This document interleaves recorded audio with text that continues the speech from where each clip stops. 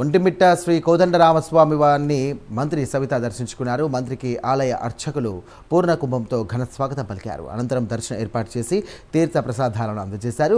సీతారాముల కళ్యాణానికి సీఎం చంద్రబాబు దంపతులు పట్టు వస్త్రాలు సమర్పించనున్నట్టుగా మంత్రి సవిత తెలియజేశారు. కళ్యాణానికి వచ్చే భక్తులకు ఎలాంటి ఇబ్బందులు కలగకుండా తగిన వసతులు కల్పించినట్టుగా తెలియజేశారు. మొదటి రోజు కూడా మరి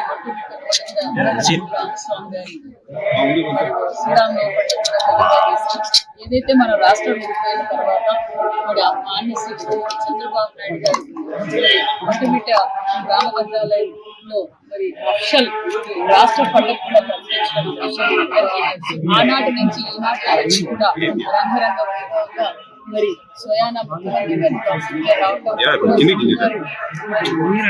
వారికి మరి పట్టు వస్త్రాలు సమర్పించడం మనం చూసాం. మరి ఈ రోజు కళ్యాణోత్సవానికి రోజున 1వ తారీఖున కళ్యాణోత్సవానికి ఏర్పాటు కోసం రోజు అన్ని పరిశీలిస్తున్నాం. డిపార్ట్మెంట్ మొన్నటి రోజు కూడా మరి ఒక మీటింగ్ కూడా జరిగింది. ఆ మీటింగ్ లో కూడా మరి టీటీడీ వారి ఆధ్వర్యంలో ఘనంగా మరి ఇక్కడ కళ్యాణోత్సవం జరుగుతుంది విషయం కూడా తెలియజేస్తూ మరి భక్తాదులు లక్షలాది మందిగా వచ్చే భక్తాదులకు కావాల్సిన ఏర్పాట్లు కూడా అన్ని చేశామన్న విషయం కూడా తెలియజేస్తూ మరి ఒక పక్క పార్కింగ్ కావచ్చు, ఒక మెడికల్ కావచ్చు, అదే విధంగా మరి ఇచ్చిన భక్తాదులకు కావలసిన భోజన వసతి కూడా ఏర్పాటు చేస్తూ మధ్యలో స్నాక్స్ కూడా ఏర్పాటు చేస్తూ